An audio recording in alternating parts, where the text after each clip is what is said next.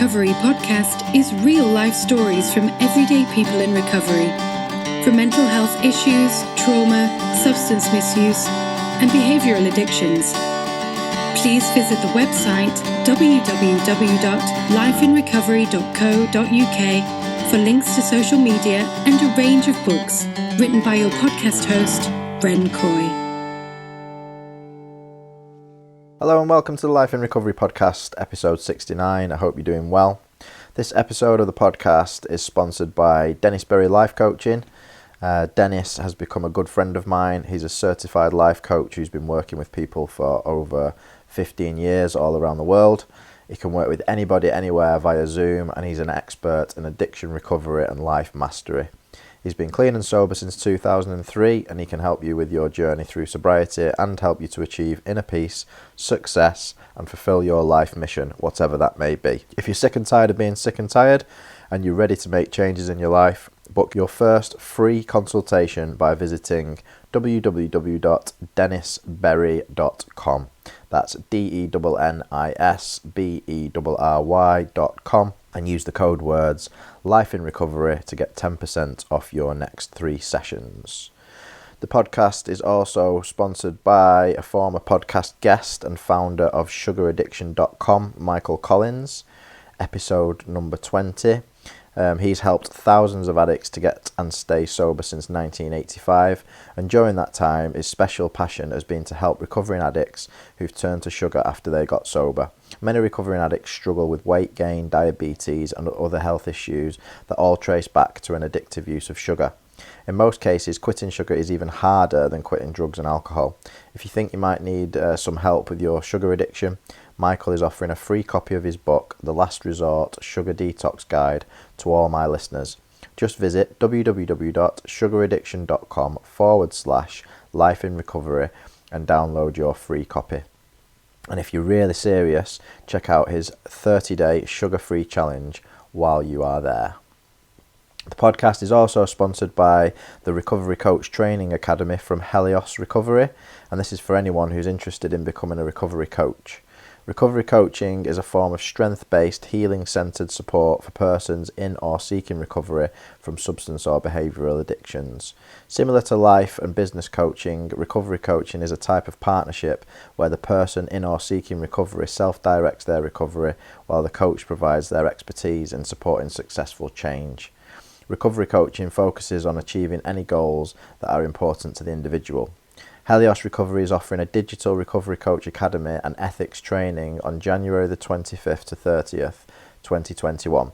This training includes core competencies for recovery coaches with additional training on ethics, boundaries, medication-assisted treatment, gambling and more. Recognised as the original and leading recovery offering of its kind, the Recovery Coach Academy is a pioneering new approach to healing people's lives that is unlike any other training.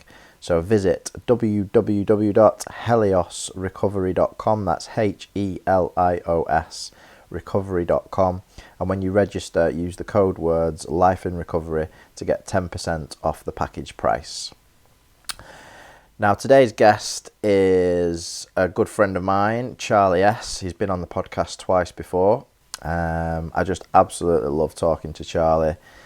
I really relate to his thought patterns, and I always learn a lot from him as well because he's a really smart guy, and he's definitely going to continue being a guest on the podcast because I just love talking to him. So without further ado, I hope you enjoy listening to this conversation between myself and Charlie as much as I enjoyed speaking with him.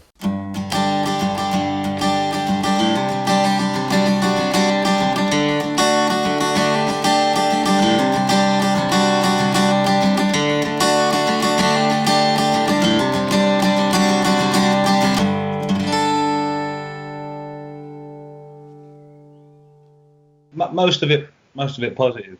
I've relocated to Brighton. Oh yeah. Yeah. I'm living on the marina, right at the end of it. So I'm about a 5-minute drive from Brighton city centre, but I'm immediately adjacent to what they call the Undercliff Walk, which is just miles and miles, as the name implies, of of cliff faces, next to which you can walk, beaches and all that kind of thing. So it's a nice balance. And then just over the cliffs, there's the South Downs, which is loads of open countryside. And I just had no basis for remaining in and around London, Ren, apart from the stories that I was telling myself. You know, I'm fortunately disposed with my work life that I can be anywhere and do what I need to do. You know, I see my son either every weekend or every other weekend. He's up in Surrey. That's easy enough to arrange. And so I made the move, man. I decided on it during the first lockdown. I come down here for a little bit of an illicit holiday. I got a friend down here that's got a couple of Airbnbs, and I was just like, you know what, I like it here. I'm gonna wrap my stuff up and come down. So yeah, that's been quite cool. A change. I know you sort of up sticks, left London yourself, so you probably understand like the motivations behind getting away from London.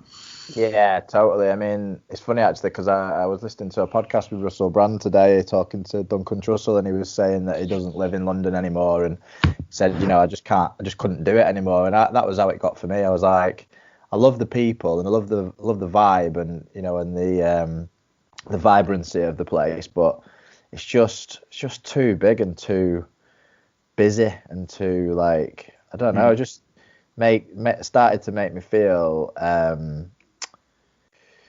I don't know. I just felt as though I was kind of like trapped, actually, in a way. And I think that moving away from any major city, and especially when you move like you've done, you move to the coast and you've got all that nature, like the sea and the cliffs and, you know, the fields and everything over the other side. It's just amazing. Like, it's so good for your mental health. It's so good for your soul to just be able to you know, go out walking and like not be stuck in traffic for hours every day or stuck on the tube for hours every day. So yeah, I can totally appreciate it, mate. It started to feel a bit dark, to be honest with you, in and around London as well. I mean, especially it's largely deserted in large tracts at night time, particularly in the city, the Square Mile, Liverpool Street, and those sorts of areas, which is where I used to enjoy going. You know, your Spitalfield Market, Shoreditch, that kind of thing. I lived in Shoreditch for a few years, and I was very fond of it. But at night, man, it's just there's kind of a malevolent atmosphere up there now, and it's because it's largely deserted. Yeah. And so, you know, the kind of people that are out and about late at night are, you know, they're quite desperate, a lot of them. Yeah. It's like a prelude to the end of days, isn't it? Well, I don't know to what extent you're being sarcastic there, but yeah, that's precisely what it's like. Yeah, well, I mean, I work in Birmingham city centre, and I mean, I haven't been there that often during this 9-month period because I've obviously been working from home primarily, but yeah, whenever I've gone into Birmingham, it's just kind of a similar thing. Even during the day, like, it's definitely gone darker. You know, there's more. I mean, you know, obviously the anxiety, depression, and mental health issues in the general population have gone up. So in your homeless population and those gravitating towards the city centres to beg and to, you know, cause trouble and to steal and, you know, whatever else, obviously they're more visible, and their mental health issues are heightened as well. So yeah, it feels quite dangerous in the cities, I feel, and like, that's not being over dramatic. I mean, I haven't been into the city at night time because I don't think I would do. I mean, I kind of I've developed, I mean, I wouldn't say I've become agoraphobic, but I've certainly developed the you know, an apathy towards going anywhere as a result of all this. You know, I just kind of feel as though, well, I'm almost now kind of just thinking, well, I'm going to pretty much hibernate for the winter, really. and come back out, come back out in the springtime when it's all over. But that's even if it is going to be all over. And obviously, I want to get into that, talking to you about that stuff, because I noticed I was actually I think it was probably about 7 or 8 months since we did our last podcast, which is a lot. So it must have been kind of like just as we'd moved into the first lockdown. It was. And then I noticed that you'd set up this website, Breathe. So I thought, oh, that's interesting. So I wanted to talk to you about that, and also just kind of like get your view on things, because I know that we spoke about it last time, but obviously that was a long time ago. So where are you at with it all at the moment? Well, I think last time we spoke, my thoughts were that at the very least, the measures implemented ostensibly to combat transmission of the virus, and to quote unquote save the NHS, were disproportionate to the actual threat presented by the virus. And I held a little in reserve last time we spoke, because I didn't want to become across as a ranting and raving tin foil hat wearing conspiracy buff. But I also felt that there was at the very least more to it than met the eye. Yeah. And as events have unfolded, it has really gotten me. I'll be self-critical with the choice of phrase. More deeply entrenched in that point of view, because it seems to me that the central features of the agenda are being presented to us in a more and more transparent way. And what we are effectively presented with, I think, as a population, is an axiomatic choice, which is, and I think it is fairly binary, and it is control / service to self / polarizing towards a predator-prey dynamic, or rejection of that and polarizing towards sovereignty, free will, love, and service to others.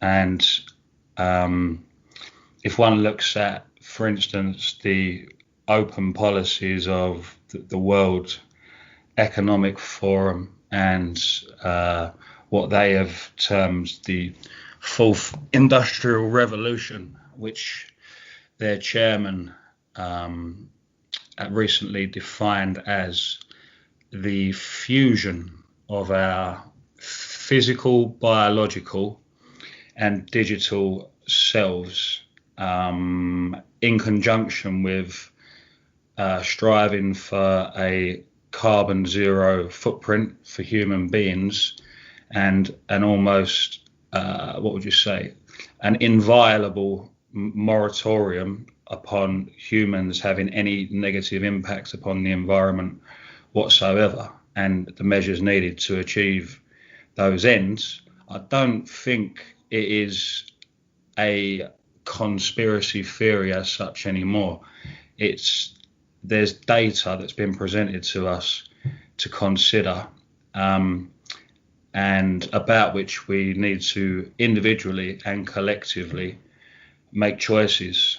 And I think those choices will not only affect our collective destiny, but it seems to me like the path of learning that we're going to take as individual souls will also be dictated to a large degree by the choices that we make at this time. So that's kind of where I've got to with it. And it's interesting. I've spent a lot of time both in the context of 12-step recovery and my my meditation practice, my studies of various occult, spiritual, metaphysical systems, contemplating the extent to which we truly have free will versus a deterministic model of the universe that we live in, and that might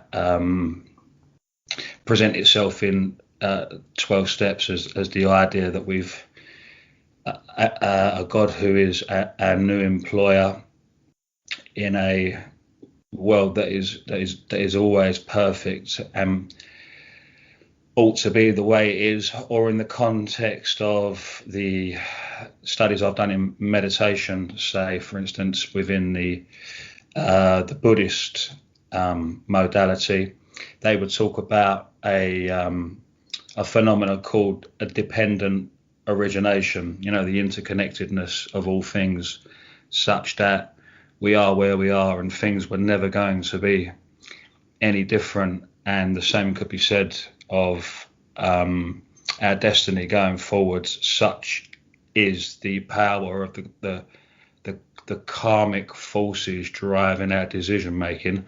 Or more recently, you could look at the atheistic model of the universe, which has incorporated studies of the physical brain, and again, the outcome seems to imply that we live in a broadly deterministic universe, and so I've wrestled with this a lot, and where I've got to with it is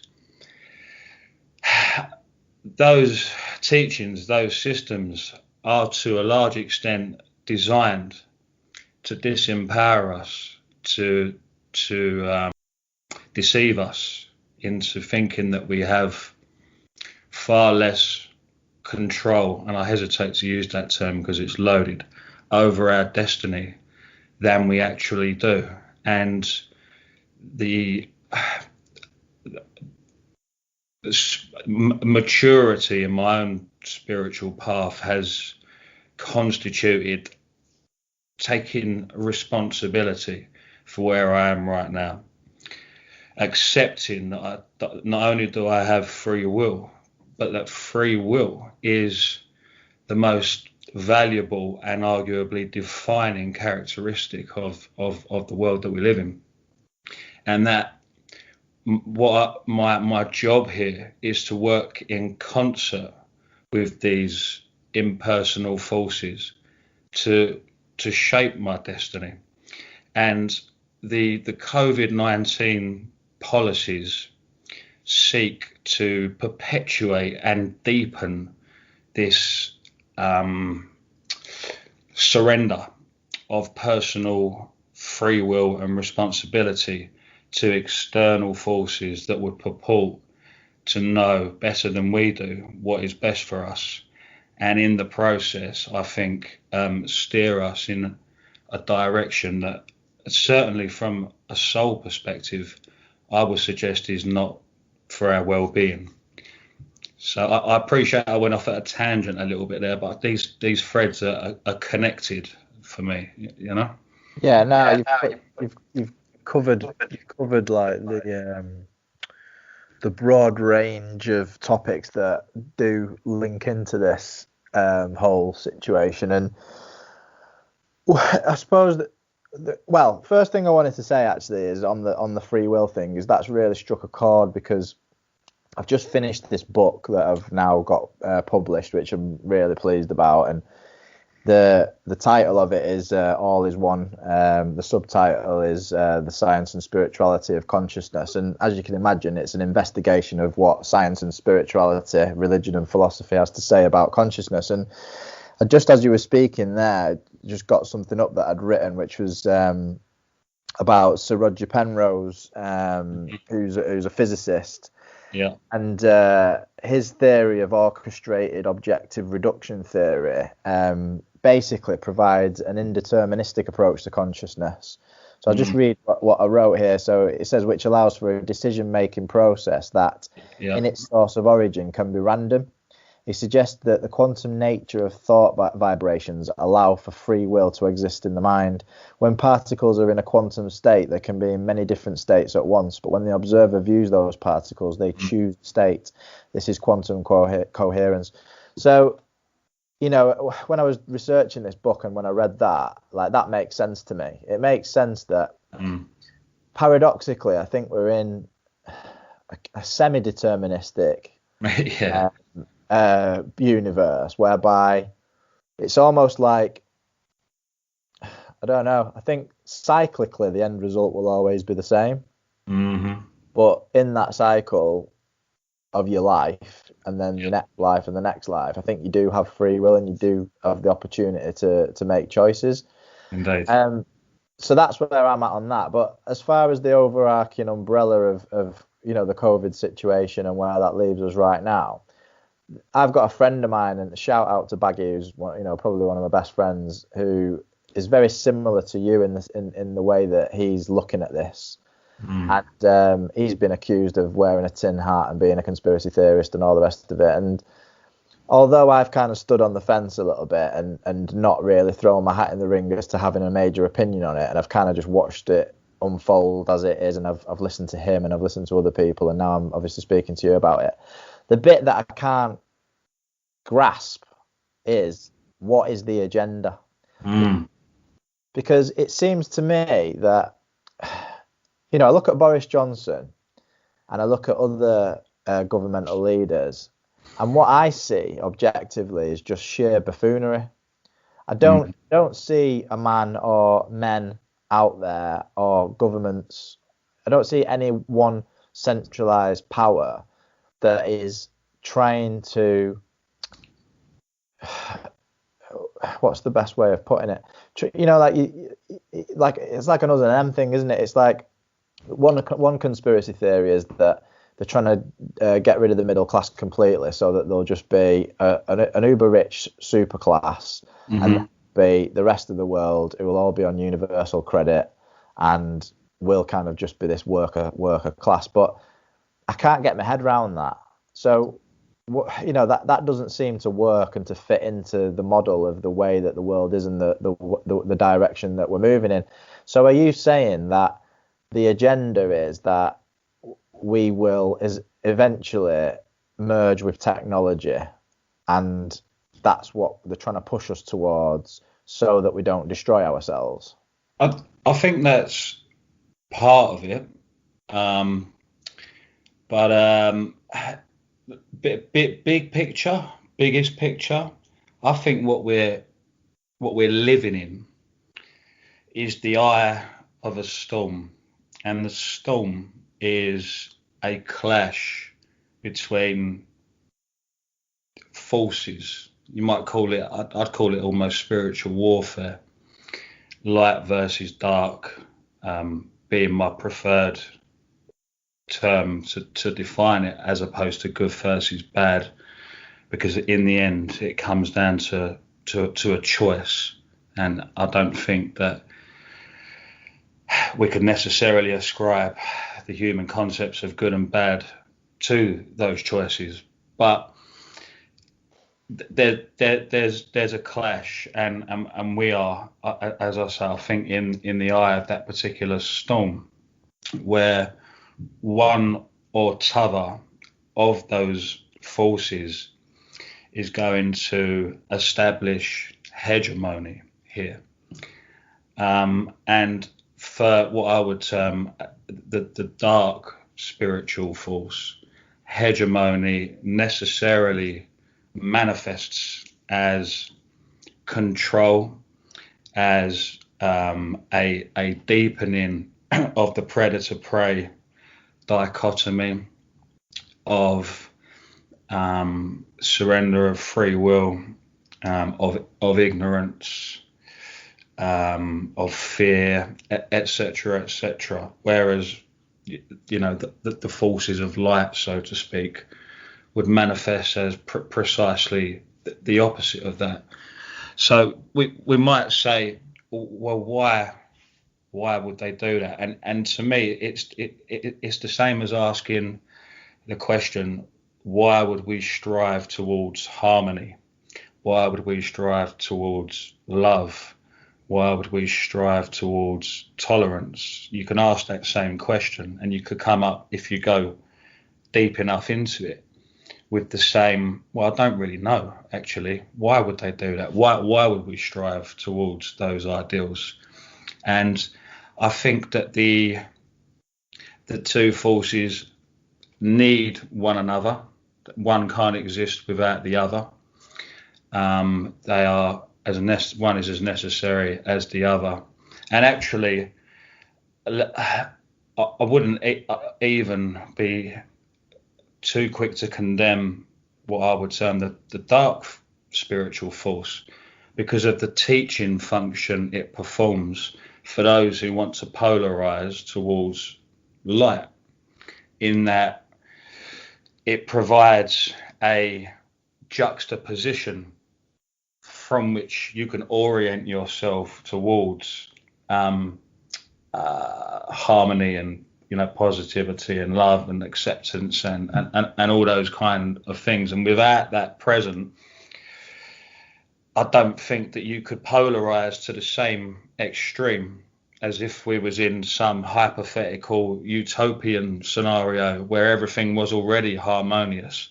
You haven't got that, I don't know what the right turn of phrase is, the juxtaposed darkness that is grating against you at all times to remind you of what it is, so that you can head in the opposite direction.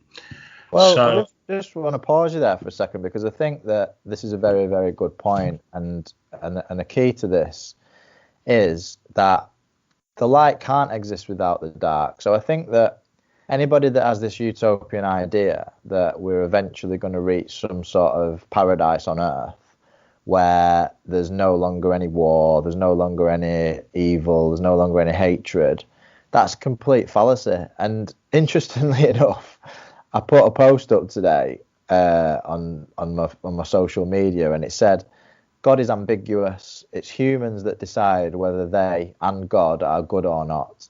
God's glory is demonstrated by human endeavours. And what I meant by that was, after writing this book, it's become ever more clearer that the human has the human decision to be good or to be bad, to do righteous things or to be a bastard, basically, on a gradient, is the one thing that enables the universe itself to speak in that language, to speak in the language of positivity or negativity, to speak in the language of love or the language of fear. We are God manifest at the end of the day. That's my belief anyway. That the universe itself is alive, is what I would class as God and a higher power. And it's our choices as human beings and any sentient beings in the universe that give life to the positive or the negative, the love or the fear. Mm-hmm. So I can see that, from what you've just said there, I can see that we're in this position now where I think the vast majority of people have had enough of this situation. I think that there's a smaller percentage of people that are absolutely full of fear, can't wait to get this vaccine, think that it's going to solve all the problems. Mm-hmm. I think there's a larger percentage of people now, and I think the tables have turned. I think initially the larger percentage of people were in fear and the smaller percentage of people were living in love and faith. And I think that people have recognized that, I'm not going to put my life on hold just because the government tells me to. Mm-hmm. I'm not going to not go and see my family at Christmas. Mm-hmm. And actually the reality of this situation is something ridiculous, like what, not 0.04 or 5% of the world population has died from this illness. It's absolutely ridiculously low. I think the majority of people have recognised, hang on a minute, it's probably more like the government have made a complete balls of this, and they're too prideful to turn around and say, do you know what, we got it wrong, and this is what we need to do differently. And everybody's just starting to kind of have enough. But just to speak to the point that you made about, like the darkness as well, I think obviously it's true that there are people out there, like you only have to look at dictators of any country that do want power, that do want to take away people's sovereignty and their self-will, and they do want complete and utter control and power. So I'm not poo-pooing the fact that exists in the world. I just don't think that in this particular country, I don't think that that's exactly what's going on. I think it's more that the people in control, the people with power, have fucked up and they don't know how to get out of it. That may well be true as well. I don't. It's not necessarily the case, in my opinion, that it can't be true that they both feel they've made mistakes and have been placed under immense influence to make the decisions that they now regard as mistakes, and are caught in a bind which they cannot escape from. Well, I mean, that is something that I could definitely agree with, and I could imagine that being the case. I mean, would you want to talk a bit more about that? Like, who is it that would be pressurising people like Boris Johnson, the governments of the world, to drive us down this particular path? And again, what do you feel is the actual agenda behind it? I have to point again to the World Economic Forum, just because they're the most transparent in their agenda, and the World Economic Forum have signed agreements with the United Nations and other supranational policies, and are clearly, at the very least, highly influential over the policies of national governments, and that they have a vision for the future, which includes, amongst other things, an aspiration that all humans will, quote, own nothing and be happy. That what else would we say? Brave New World. Brave New World, yeah. That what's the kind of the thinking behind that then? I mean, again, it's difficult unless you kind of like well read on this stuff, or you follow this kind of what did you say, the World Economic Forum? I mean, yeah, I've never even heard of it before. No, it's extraordinary that it kind of it remains just beyond the threshold of most people's political awareness, and yet there they are on the internet there, and you can go to their website and watch a video that they've got up there entitled "The Big Reset," which is their vision for the complete re-engineering of the society that we live in. And I'd heartily recommend that anyone that is interested go and watch it, because it speaks to a fundamental overhaul of the way that we live, work and communicate. And to speak to Klaus Schwab's, who is the chairman of the World Economic Forum's recent definition of what he has defined as the fourth industrial revolution, about which he's written a book, which again I recommend, because he goes into a level of detail, and it's from the horse's mouth, that's far superior than anything that I could recite, wherein humans will have their biological, physical and digital identities fused, which is another way of saying that the future is one of transhumanism. And if you look at the I hate to bring this subject up because I know that it's a loaded one, but the the vaccines that are being trialled for COVID-19 are entirely experimental in nature in terms of the type of vaccine they are. And they're called an RNA vaccine, and they effectively edit the human genome, which is an unprecedented methodology for delivering vaccinations to the population. And it also includes, as part of its delivery system, technology that will enable, by using a smartphone or a similar device, to scan someone's skin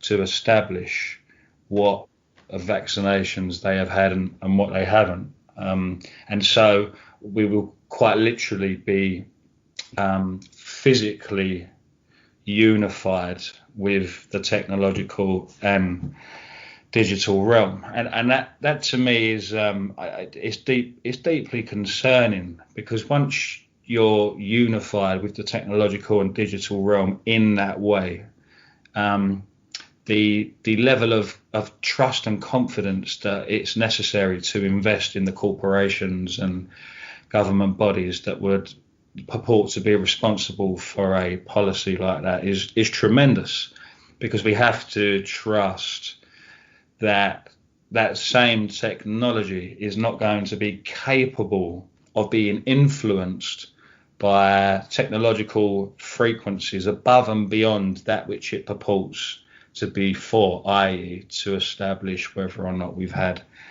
our vaccinations. And it is a gateway potentially to a level of control over how we think, act and feel that is entirely unprecedented, and a quantum shift from the influence that smart devices, laptops and that kind of thing already have over our behaviour, the extent of which it has been disclosed and is out there in public. And I think you recommended watching a documentary called it was to do with social media. I forget the name of Social Dilemma. That's it, the social dilemma. So, Yeah. So that is a step in the direction of transhumanism. So it is technology deliberately engineered to have a profound influence on our behaviour. That's acknowledged now. That's no longer a conspiracy theory. If you'd have said something like that 25 years ago, you'd have been written off as a loon. The next stage to it, so it seems to me, is to have the technology fused with our physical bodies. And it's not me saying that, that's Klaus Schwab, the chairman of the World Economic Forum, saying that. And what he says dovetails perfectly with the technology that's proposed to be used for the COVID-19 vaccinations. And given that we've established from that documentary and from disclosure provided by, former members of the Facebook directors board, amongst others, that the technology is deliberately used to manipulate our behaviour. Isn't it an enormous leap of faith to accept an even greater degree of intrusion into our behaviour that the fusion of our physical bodies with technology in that way potentially provides? And if we look, historically speaking, governments as a rule are concerned with retaining their power and controlling the population. And that's not to say we don't have benevolent governments, because we do, and we've been fortunate enough to live under them, I think, for the large part of our lives. But history teaches us that the governments don't willingly surrender power and control that they acquire. So this idea that Boris Johnson and his cabinet and the the sort of external influences that are always in the background of any government are going to suddenly have a change of heart, having recognised their mistake and give up all these powers that they've acquired. It seems to me to be, it flies in the face of historical fact. And Well, sorry, go on. I find it more likely that the desire for greater levels of control and power will follow than the reverse. And that's just, as I say, on the basis of what has happened historically with governments that have accrued, tremendous power. And you could list them. We could be here all night going through them. But that's the pattern. And I don't. Yeah. Well, I was just going to say I agree wholeheartedly with everything that you've just said, and I think one of the major ingredient though that you have to take into consideration with this is that this is what people want. Yeah. This isn't happening, and the vast majority of the population are saying, "Nah, I don't want this." When a new iPhone comes out, they're queuing around the block for the night before. They're sleeping in tents outside the Apple shop to get this technology. That's right. People are so drawn to, they're drawn to the technology, and for the major reason I believe is because to switch off essentially from being a human being. Yep. Because like all the work that you and I have done in recovery and with our various meditation adventures, the one thing that you realize, as a huge epiphany when it happens, is that I've been trying to avoid this feel, that when I'm on my own in the darkness of meditation, and I've been there for a couple of hours, and I'm comfortable with that feeling of restlessness, irritability, and discontentment. Just the general feeling at the base level of being a human. That feeling of suffering that the Buddha talked about. Everybody's trying to avoid that. So I know I mentioned Brave New World tongue in cheek a minute ago, but actually what you're describing, I don't know if you've been watching the new series on Sky, but I've read the book. Yeah, I mean, I read the book years ago, and the series has really brought it to life for me. And what it kind of, just really kind of highlights is that the main population, they want to completely zone out. They want to have not feel any of the feelings. They don't want to have the washing machine head. They don't want to deal with any of the emotional shit that comes up for them. And then you've got this small faction of human beings that just want to still live the way a human was designed to live. Oh, that's more or less, and I'm talking in the last few days, man, that I've sort of come to that same conclusion, is that people here, it is what they want. It's a choice, and so I think if I look at it in terms of the souls of individuals, they've incarnated in this realm at a time when control and tyranny has the potential to be at its absolute height. Yeah. And accordingly, the majority of souls are going to be resonant with that energy. They chose to come here for that. And then there's, like you say, I'd call us a group of renegades or wandering souls or whatever that seek to manifest the opposite to that, and will come here for the learning opportunities presented by being in a realm like this. And it's been quite liberating to sort of realise that, and so I will be more cautious going forward, Ren, about the manner in which I present my views on things, because something else that I've learned in recent times, and it's very, very difficult to navigate it successfully, is the importance of not infringing upon people's free will. Not imposing views upon them that they're not ready to take on or that they don't want. And there is a tendency in me to, when I see something clearly, I want I want to share it. I'm like, can't you fucking see it? Can you not see it? For Christ's sake, open your fucking eyes. And it ain't my place to do that. So I will be Well, more. I would argue that it is your place to do that, but maybe not to the individual. And this is the forum. I mean, this is the type of forum where that opinion will reach the people that it needs to reach, because there'll be people listening to this podcast that will be nodding along with it and thinking, yeah, I'm totally with you on this, and I really get what you're saying. And then there'll be other people that'll be thinking you're talking an absolute load of bollocks. And those are the people who, on an individual, I mean, this is what I said to my friend Baggy. I said, don't try to change anybody's opinion. This is the reason why, I sit on the fence with it all, because even posting stuff on social media, I've noticed that usually if I post something negative, I get loads of responses, and either with me or against me, but it always stirs up a lot of emotion. Yeah. If I post stuff that's just completely ambiguous, it gets no response whatsoever. Mm-hmm. And if I post something that's positive, then that usually gets a decent response as well. But anything that I post about this particular subject, like anything to do with COVID or to do with the government or whatever, I usually take it down a day after. I mean, I don't post anything now to do with this subject, because I always end up taking it down. And the rationale for that is, when I have an idea and I talk to somebody about something, those words aren't imprinted on a piece of paper in front of you all day long.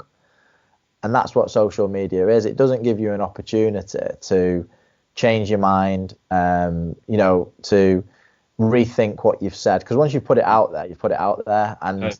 then you've either ruffled a few feathers, or you've created some sort of emotional disturbance one way or the other with people. And I just don't feel as though, like you just said there, that there's just no point in me trying to influence No. other people's minds on this stuff. Either they can see the truth and they will look after themselves accordingly, or they can't see the truth and they'll go along with whatever they're being told.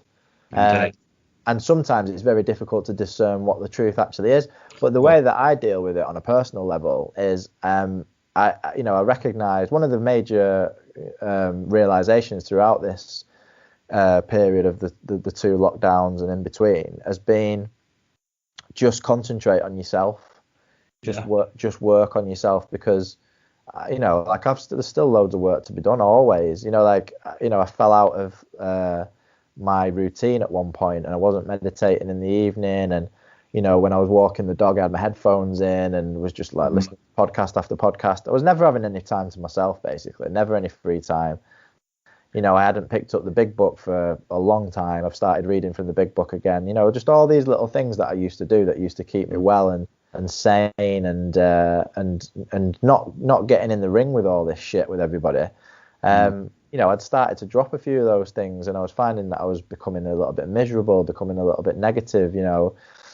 Since I've got back back in the recovery lifeboat, as they say, and going back to the meetings has been a huge one for me. I mean, the meetings reopened, and thankfully they've not closed.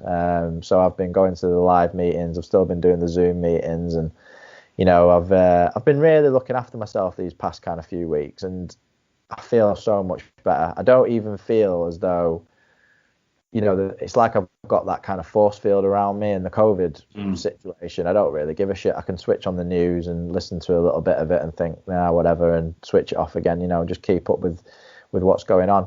As far as the vaccine's concerned, well, it'll either work or it won't. I mean, I just heard on the news earlier that they were saying, well, what are the long-term ramifications of taking this vaccine? They've got no idea. So, again, if you're willing to put something into your body that you have got no idea what effect it's going to have in 3 or 4 months or 6 months or 2 years, then more power to you. But it's not something that I would do. Absolutely no chance. No, me neither. It's a leap of faith that I'm not willing to make. That's for sure. Yeah, and a leap of faith into, like you said earlier, into you trusting.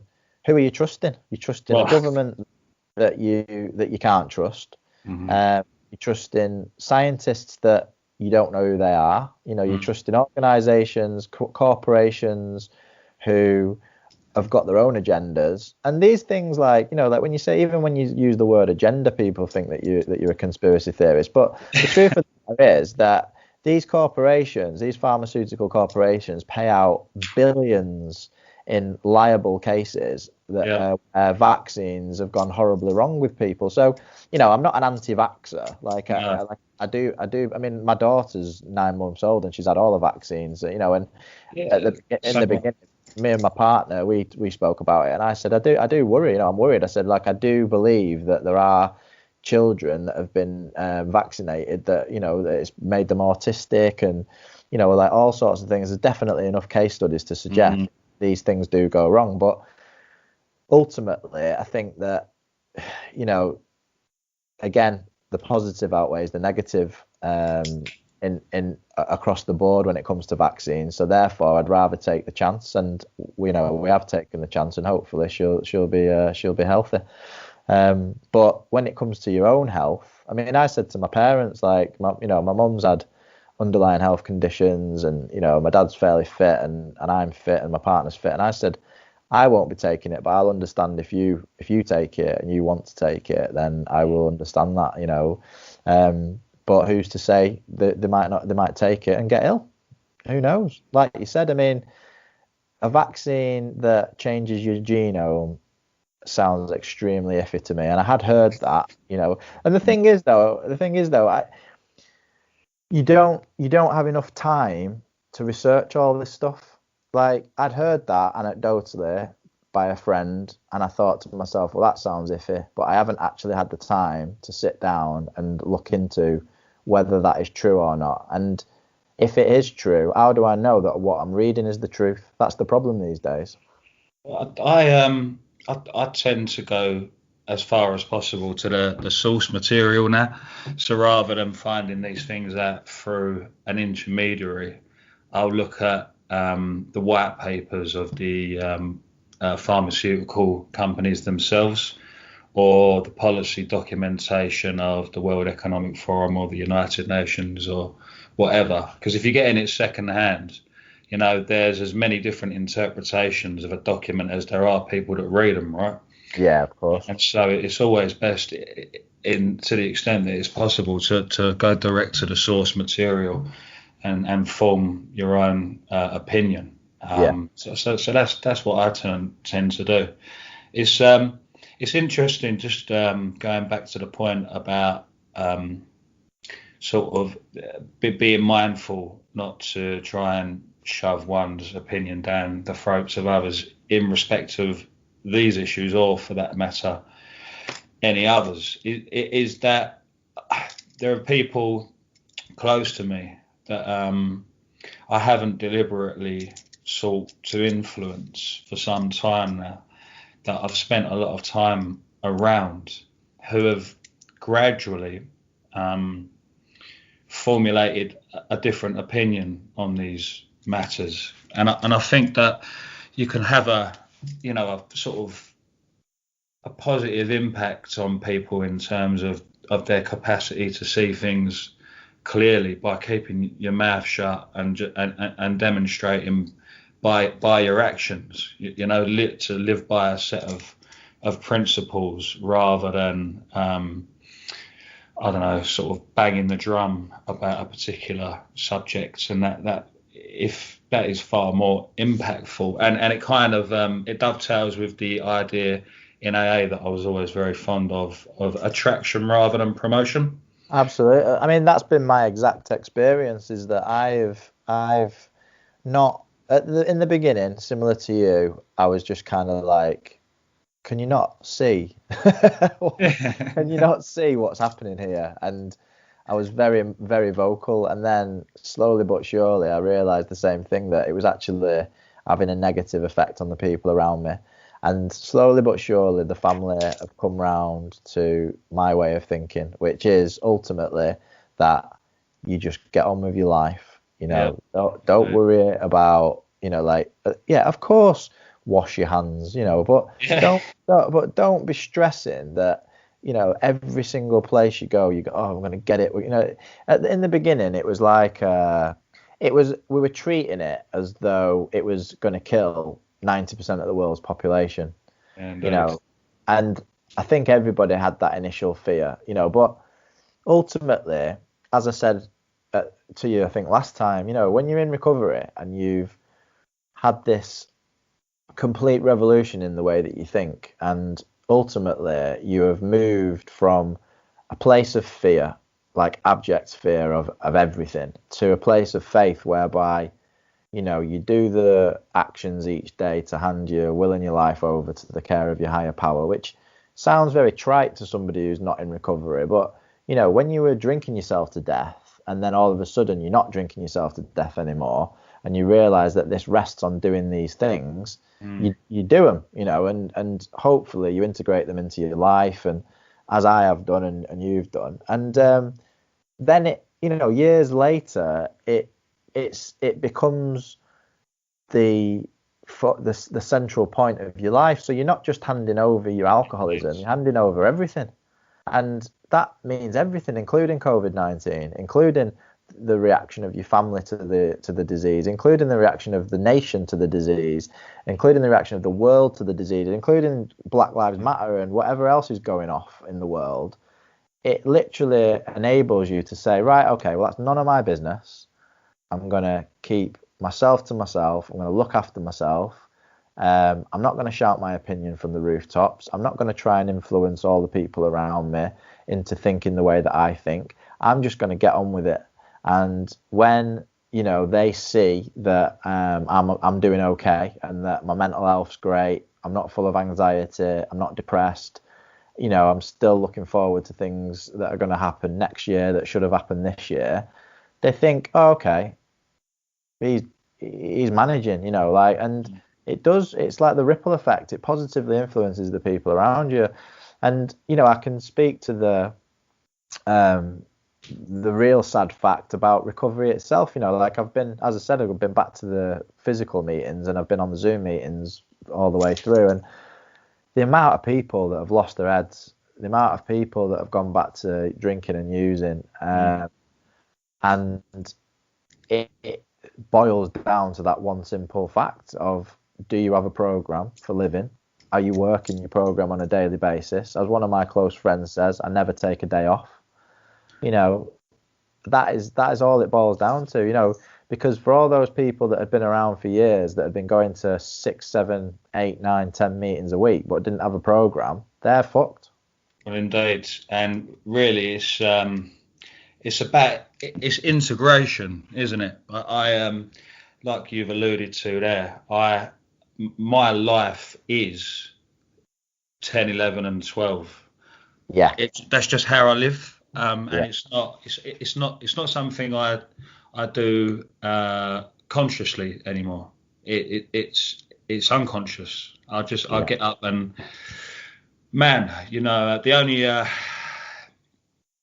And for anybody that's listening back at home that doesn't know what 10, 11 and 12 means, that's prayer and meditation, taking personal inventory every day and helping other people, basically. Well, that's it. I would say I would substitute the word alcoholic for people in step 12, in that, you know, we can sort of carry a message, to borrow the terminology, to everyone that we encounter with, and not by proselytizing or putting it on them, as we've already alluded to, but just by you know, fucking anchoring, if you like, a divine frequency within you that so that you glow. You know, people that are really, that have embodied recovery, you can see it shine through their skin, man. You know, they have a glow about them, and that has an impact on everyone that they interact with, if they allow it to, man. And you know, in respect of step 11, like when it says improve our conscious contact with God as we understood him. So I contemplate these phrases quite a bit. I don't know about you, mate, but if I take the definition of God in the big book, that it's either everything or nothing, right? Yep.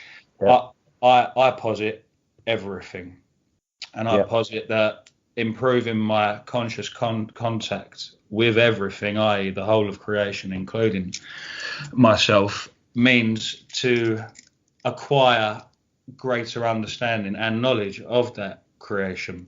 And that, interestingly enough, I would assert includes the COVID-19 stuff, because it's manifesting in God's creation, and so I seek to understand it as well as I can, notwithstanding that I shouldn't be putting that opinion on other people, be it via social media or face to face. And it is the central passion of my life, Ren, is the acquisition of knowledge of creation. I can't. That isn't a chore to me. It's what I came here to do, to grow and learn about this unfathomably vast and complex creation that we are an insignificant and yet irreplaceable part of. I have no desire to orient myself around anything else, John. Well, hence the creation of this book that I've just written, because that is exactly what it is. It's an exploration into what, as far as I'm concerned, you can replace the word God with consciousness, Tao, Brahman, whatever you want to call it, from all the different religions and spiritual teachings. It's all the same thing, all is one at the end of the day. And, everything manifests from consciousness. Everything manifests from this kind of 0 point field, as they call it in science. And it's it's funny it's funny that what happened whilst during the writing of the book, because as I was coming to finishing the introduction, I remember you recommended that YouTube video, didn't you? On who was it by again? Professor Alan, I forget his surname now. Wallace, was it? So say again. Was it Wallace? Alan Wallace. That's it. Yeah, Alan Wallace. B. Alan Wallace. That's it. Absolutely amazing teachings and on metaphysics, and it was the perfect, it basically, I was clearing out my inbox and I just happened to come across it as I was finishing the introduction, and it was slotted in there perfectly and ended my introduction perfectly. And it was just one of those, serendipitous, synchronistic moments. And I thought of you at the time, and that, like you just said, that's what you're here for. I mean, my mum's always said that she's like, you're a really deep thinker, you're always, you think too much. It's not too much. It's just that is what I love doing. I love investigating and seeking and understanding, the universe and why we're here. And I think it's very, very, very, very simple. I mean, probably the one original philosophical thought that I've ever had that I wrote in my last book, which is, the meaning of life is to live a life of meaning. And for me, that is what it's all about. It's all about doing whatever you need to do in this life to make your life meaningful. Whether that's being a father, or being great at your profession, or being an athlete, whatever, an artist, whatever it is, find what it is that you love, and do it, and that will give your life passion, and it will give your life purpose, and it will give your life meaning. I mean, everything in my life led to me doing this podcast. And after I did episode, I think it was episode 50, I think it was, I decided that I was finishing the podcast. I thought, right, I've said everything that I need to say. I'm going to have a break from it. I might go back to it. I'll have a break. And my intention was I was going to have a break of at least a year, because my daughter was just been born. And I thought, well, I'll have, the first year with my daughter. I'll any free time I've got, I'll be with her. And after about 4 or 5 weeks, I really missed it. I really, really missed having these conversations. And I realised how important it is that I do this for me. And also, the crux of it was, like I said in the very beginning, if this helps one person, then I've done my job. And I was thinking to myself, well, I'm not helping anyone now. You know what I mean? obviously I'm helping my family, and I'm still active in recovery. But I thought, there's there's a lot of people out there that are listening to this and hopefully getting something from it. And I thought, and I miss that, you know, I miss the fact that for me, step 12 is what it's all about, you know, is like when I was living in London and I wasn't in a relationship and I didn't have 3 kids and, you know, a dog and all the rest of it. I was able to sponsor quite a few people, and I went to a lot more meetings than I do now. I don't have the time to do that as much, but I still make sure that recovery is the bedrock of my life. And this platform enables me to get out that message of recovery, which for me is the crux. You're doing what it sounds to me like what you love and what you resonate with unconsciously, and in the process, creating a beautiful life. And that example helps people as well, for sure. I hope so. Well, that's the perfect segue into your stuff, your new venture, Breathe. Can you talk us about it? How did it come about, and what is it about?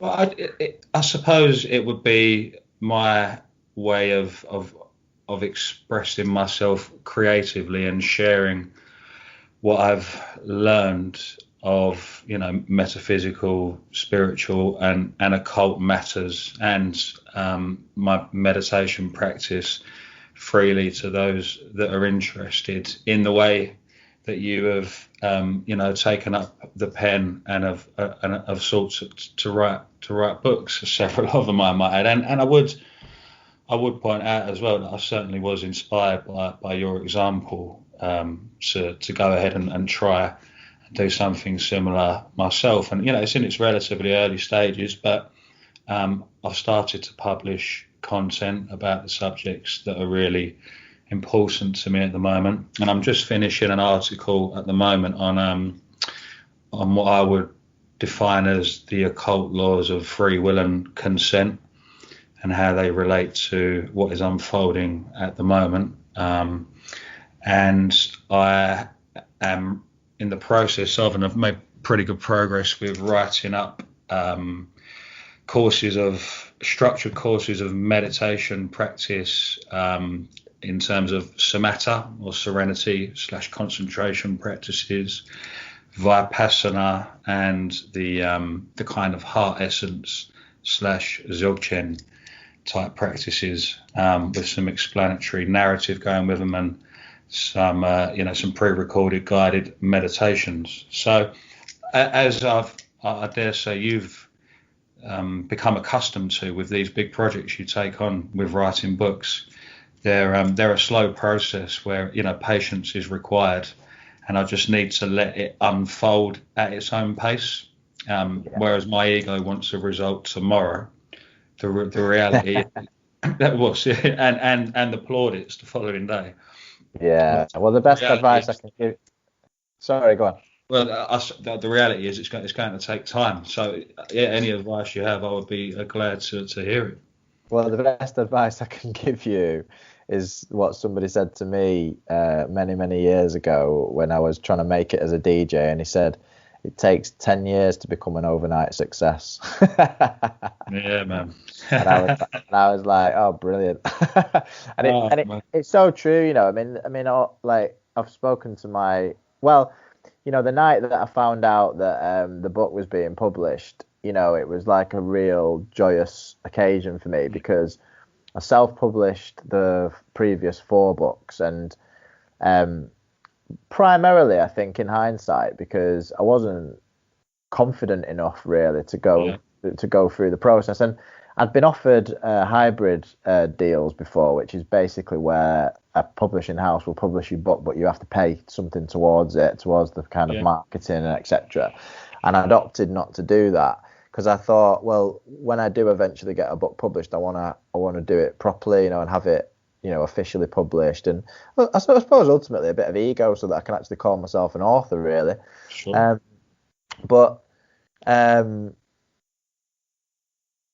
You know, that it was it was like a massive relief, really, just a huge relief, because it was like the amount of work that I've put into it. You know, there's been many nights where, you know, the family have all gone to bed and I'll stay up for a couple of hours writing, and, you know, at weekends and stuff like that. And basically any spare time that I've ever had, I've been, you know, writing, and can drive the rest of the family up the wall sometimes because I'm kind of buried in my laptop. And it was just a huge relief, you know, like the hard work had paid off. And but as you said, it's a labour of love, and it's something that I'm passionate about. I'm passionate about writing. I'm passionate about these podcasts. So it doesn't seem, it's not a chore, you know, like it's not work. It's creativity. It's really enjoyable. It's like I get into that flow state through doing this stuff. And it's, you know, like my higher self takes over. I mean, often, like I don't really listen back to these podcasts anymore, but I used to listen back to every episode. And there was times where I'd be listening to myself and I'd think, Jesus Christ, where did that come from? Well, you know, like I didn't even know that I really knew that, or I didn't know that I knew to say it in that kind of way. And it's kind of like that with the writing sometimes, you know, like I can kind of read a lot of stuff, you know, research a subject, and then I'll, you know, piece it together. It's almost like a bit of a jigsaw puzzle in a way, and then I'll go back to it and rewrite it and rewrite it and rewrite it, and it's that process. It becomes like a flow. It becomes very. I'm also an artist. I did a fine art degree, so I used to paint a lot of portraits and other types of paintings, abstract paintings mainly, and I used to get into that flow state, and you know, I just love it with the creativity. So just keep doing it, man. I mean, if you're enjoying it, and you know, and it's giving you an outlet.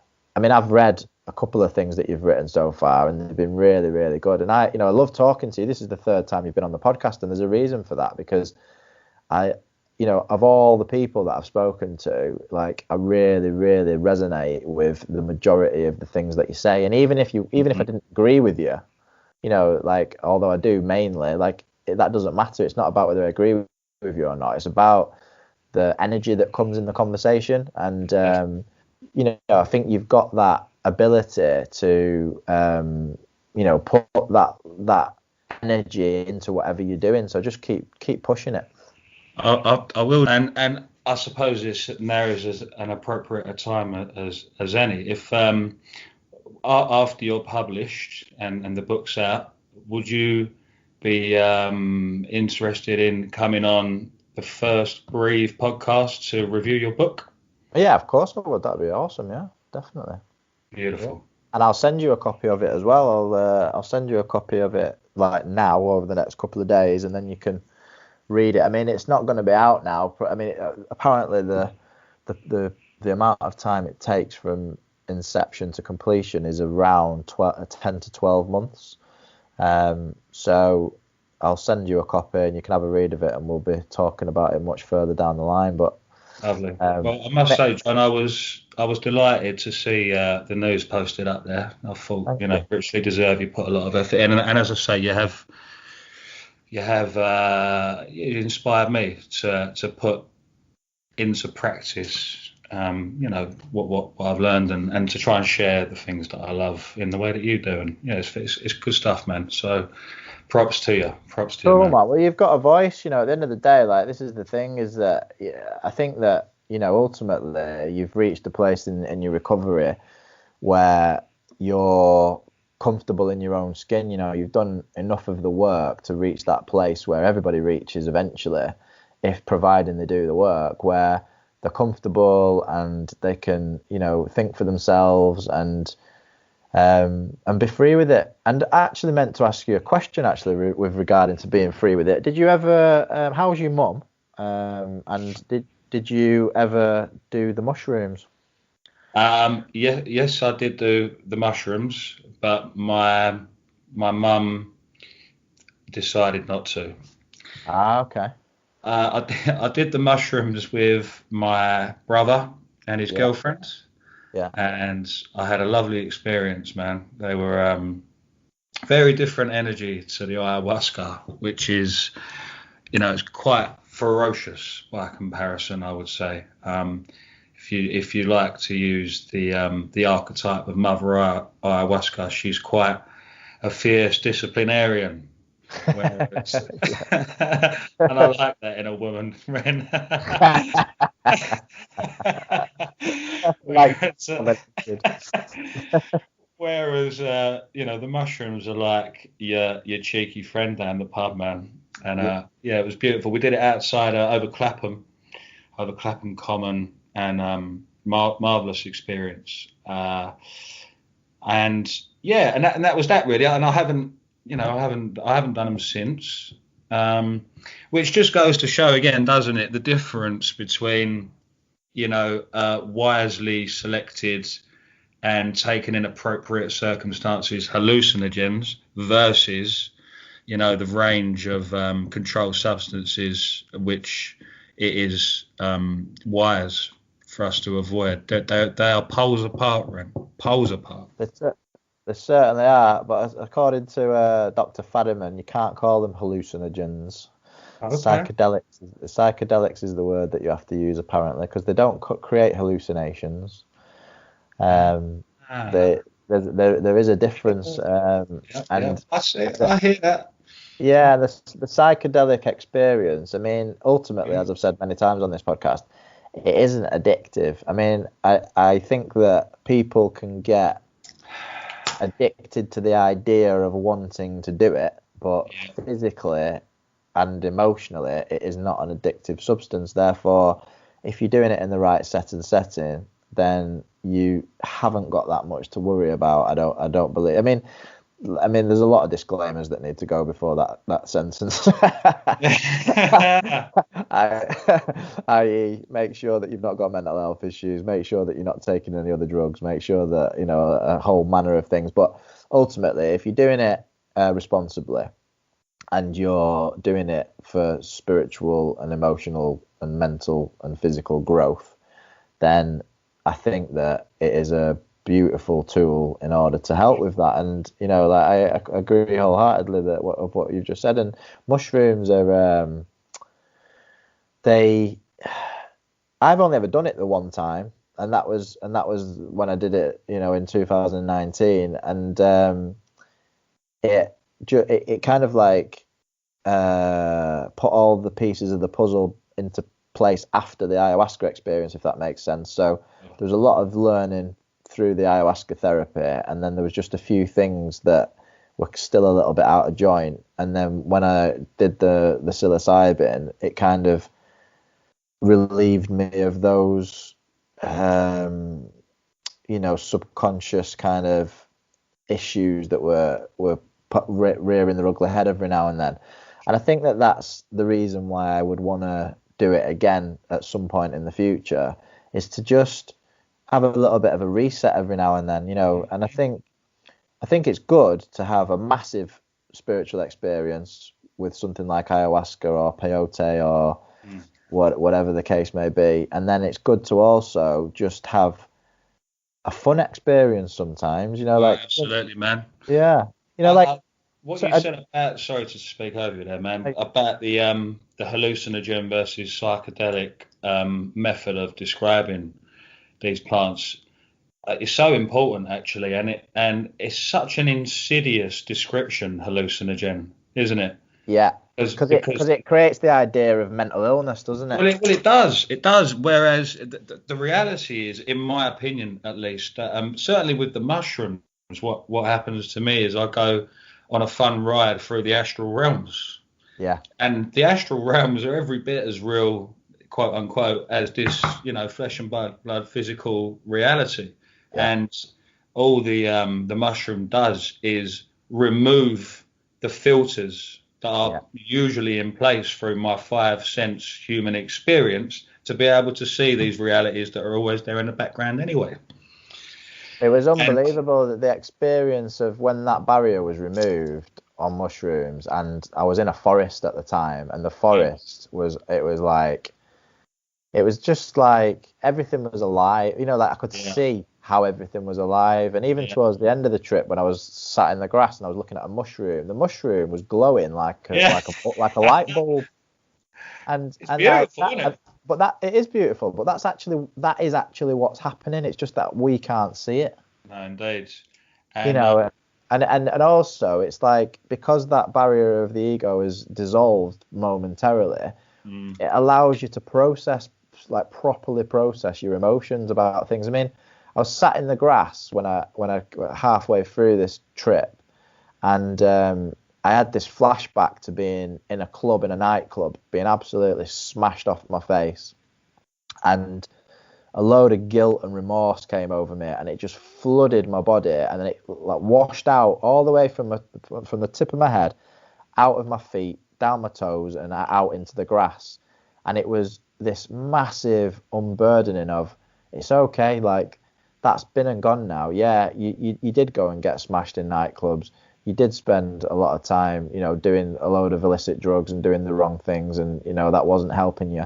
But that's gone now. And I didn't even know my body was carrying that. I had no idea. And no. I can genuinely say that even if I'd have gone to 25 hours worth of psychotherapy, I'm not sure that my body would have let that go just through talking, because I'm not sure that I would have even got there.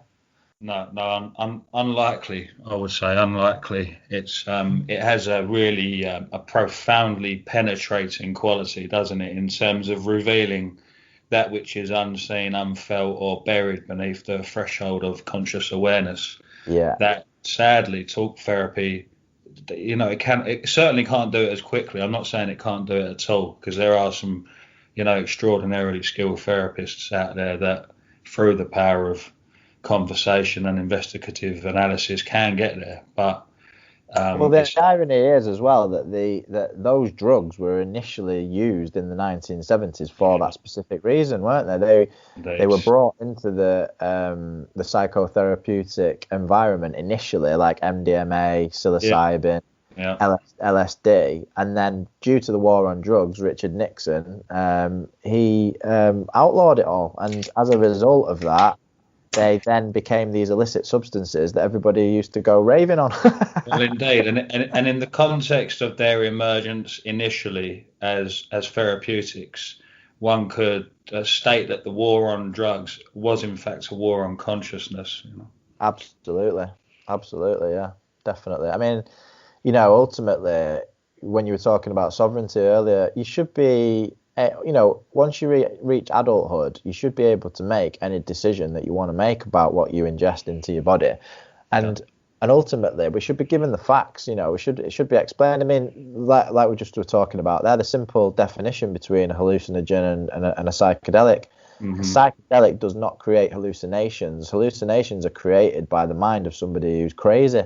Psychedelics, they remove that barrier of your ego, and they show you something that's already there, both within you and outside of you.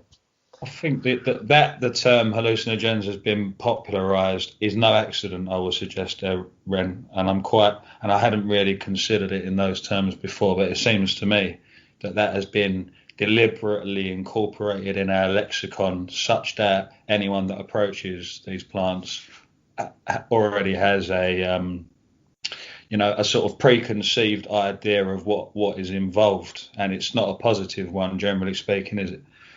No, it's not. I mean, I would agree that on a kind of malevolent level, there is definitely this penchant for power and control that exists in the world that we do need to be aware of. I mean, ultimately, everything's on a gradient, isn't it? If you've got saints in the world, you have to have your evil dictators, real evil people that essentially want to have full control over the lives of others. I mean, even on a base level, you only have to look at a domestic violence relationship. Sure. What does that person want? He wants control over his spouse in every way, shape, or form. And if you just kind of like, that's on a macro level, and if you just take that out to the wider society and the world at large, there are people that exist. Adolf Hitler existed, who wanted to rule the world. He wanted to take over the entire world, and I'm sure there's people out there that still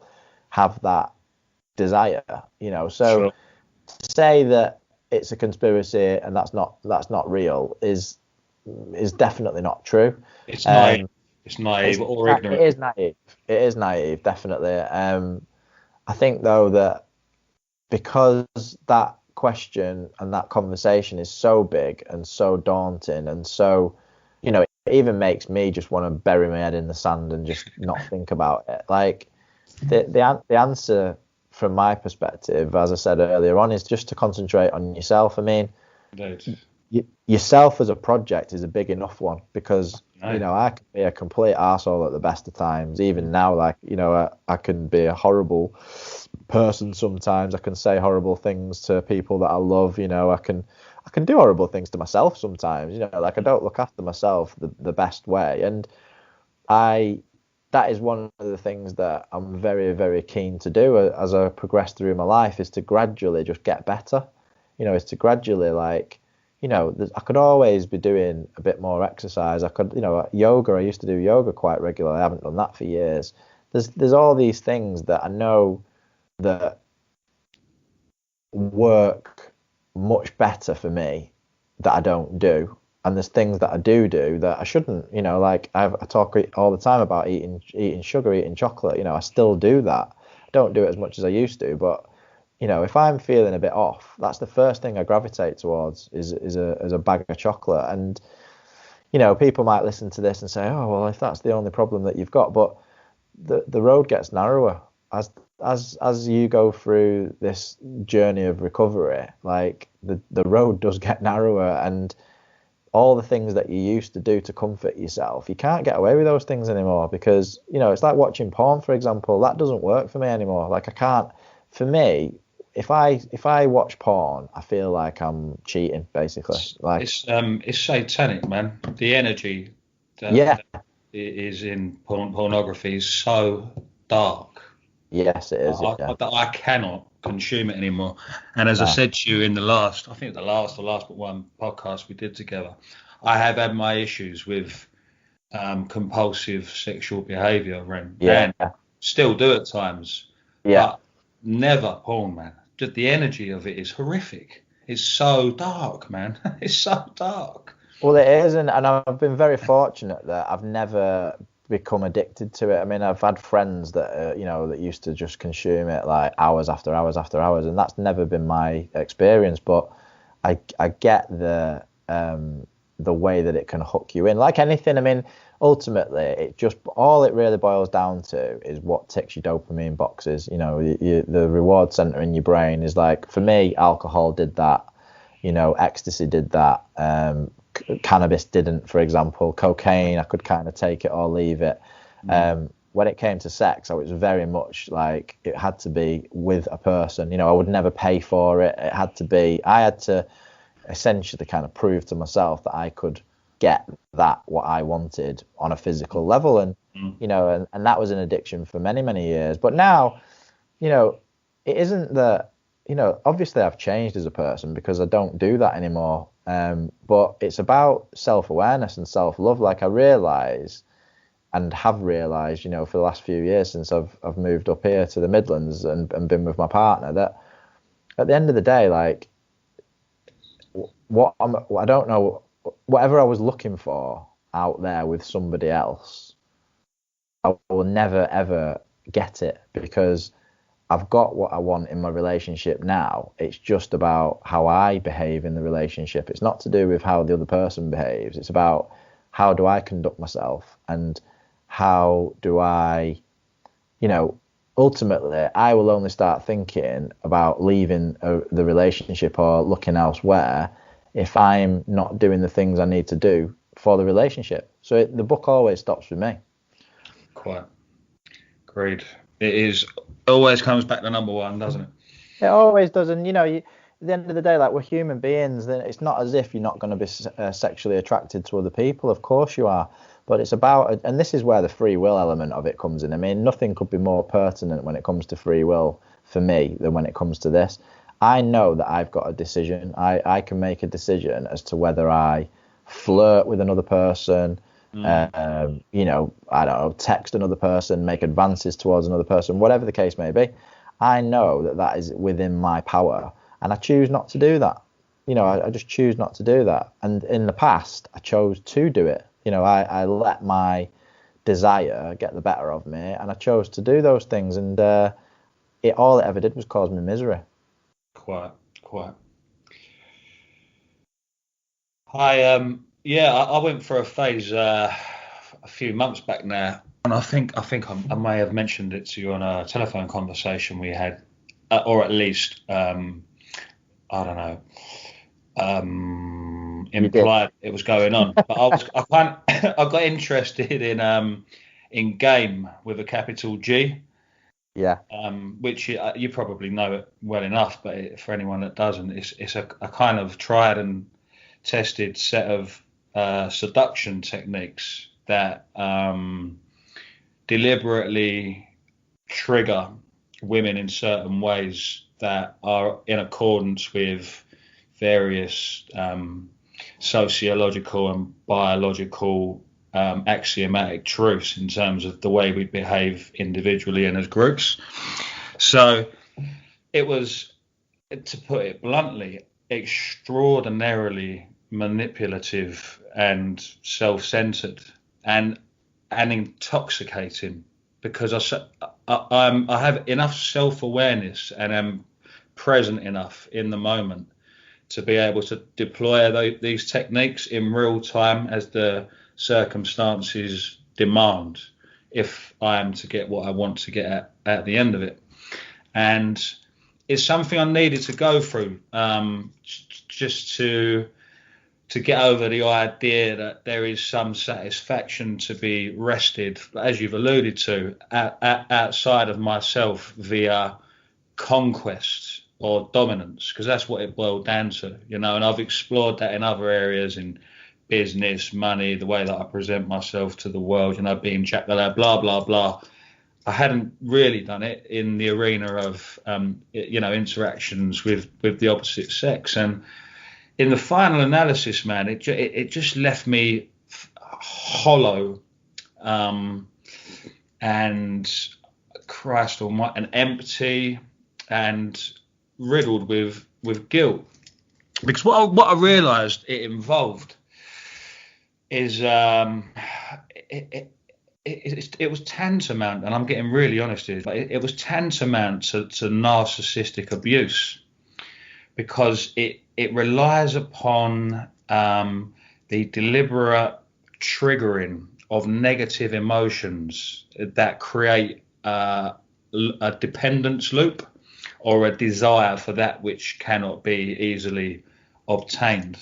And it was a strange and murky realm that I ended up in. And it goes to show, man, that there's so much temptation out there that can take one from the path that you're on, that purports to be harmonious and loving and caring and all the rest of it. And there I am in the background, participating in this subculture. Yeah. Well, you're not. The thing is, though, you're not a saint, and you're not perfect, and you're a human being. So, therefore, every way in which this illness of addiction can manifest itself, it will. Like, it's like a game of whack-a-mole, isn't it? You whack one out, it pops up in another area. And it's about, for me, the realization was that I have to do the work in that particular area until that has been dealt with. Yeah. And then it'll pass, it'll leave me. It's kind of tantamount to magic, what you were talking about then, like occult magic by the sounds of it. Well, it is. And actually, we're in the conversation we had, you reminded me, I don't know if you were speaking directly to this subculture that I was participating in, but you said, I used to be able to cast spells on people, but I choose not to do that anymore. And that's exactly what it is. You are deliberately casting spells on people to get what you want from them, Yeah. And that's what it amounted to. So yes, it was a form of occult magic. Well, my partner said to me, and it wasn't the first time anybody had said it to me, but she really brought it to my attention. She was like, you are a master manipulator. She said, like, you can, essentially, like I said to you on that phone call, you can cast spells over people. Yeah. And I've always known that I've had that ability, and I used to use it and being aware of that at the time made me feel powerful. But now I don't use that ability because it has the opposite effect. And the word that you used before, empty, I mean, I think it was, don't know if it was in this book or my previous book, but I wrote a line, and it just basically, no, it was this book actually. I just said like exactly what you said. I realised that fame was empty, casual sex was empty, power was empty, prestige was empty, money, finances was empty. You know, that doesn't mean to say that you can't have these things. No. It just means that if you think that you're going to get happiness from sleeping with a load of beautiful women, or from making loads of money and driving around in a Porsche Jeep or whatever, ad infinitum, then you're sorely mistaken. Like you're gonna get that thing, you're gonna sleep with that person, you're gonna buy that car, and then you're just gonna feel empty, and then you're gonna think, oh my god, like what do I do now? Well, it's insatiable craving, isn't it?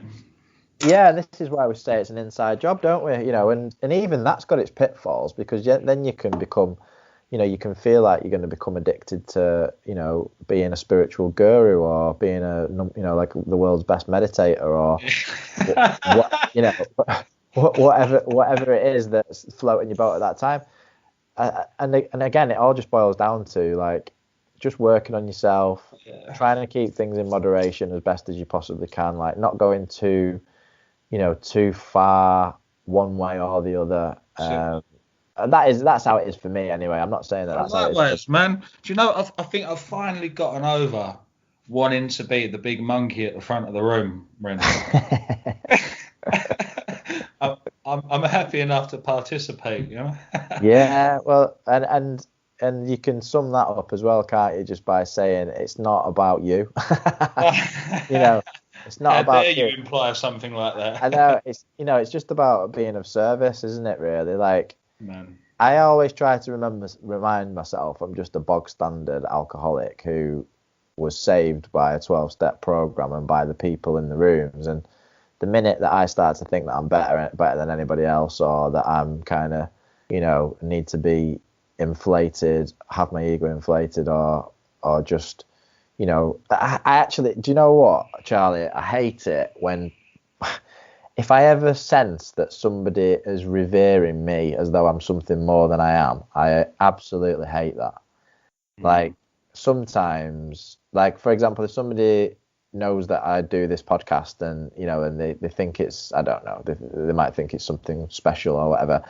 If I sense that they feel that way, I feel really, really uncomfortable, because it definitely isn't. All this is two people having a conversation and hoping to help others. It's nothing more than that. But I used to be like that. I used to listen to, to people, mainly famous people, and think, I want to be like them. Like, oh, I want what they've got, or, like, whatever was missing in me, I felt that what they had would fix it. And actually, the truth is, like, all I want to be is just me. I just want to be myself. Yeah, indeed. And it's a tool in our order, discovering who one truly is. That's a lifetime. It's a lifetime. Of work there. It really is, man. There is no greater accomplishment in life, I don't think, than actually getting to grips with who and what you are and why you came here. That's a beautiful way to end it, my friend. Lovely. All right, mate. Really enjoyed it, man. It was great, mate. And we will stay in touch. I'll send you a copy of the book either tomorrow or over the weekend, and we'll do this again in a few months. Awesome. Take care, man. Cool. Take care, pal. Bye. Bye.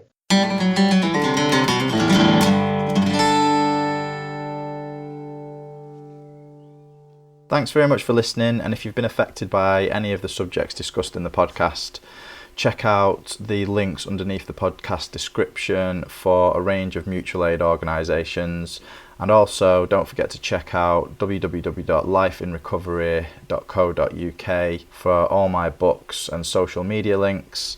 And if you'd like to support the podcast financially, visit www.patreon.com/lifeinrecovery. And also, just a last word about my sponsors, Dennis Berry Life Coaching. So visit www.dennisberry.com for a free consultation, and don't forget to use the code words Life in Recovery for 10% off your next 3 sessions. And also, if you visit sugaraddiction.com/life in recovery, you can download a free copy of Mike's book all about sugar addiction. And if you're really serious, check out his 30-day sugar freedom challenge whilst you're there. The podcast is also sponsored by Helios Digital Recovery Coach Academy. Go to www.heliosrecovery.com. That's www.heliosrecovery.com for the Recovery Coach Training Academy. Peace and love, and goodbye for now.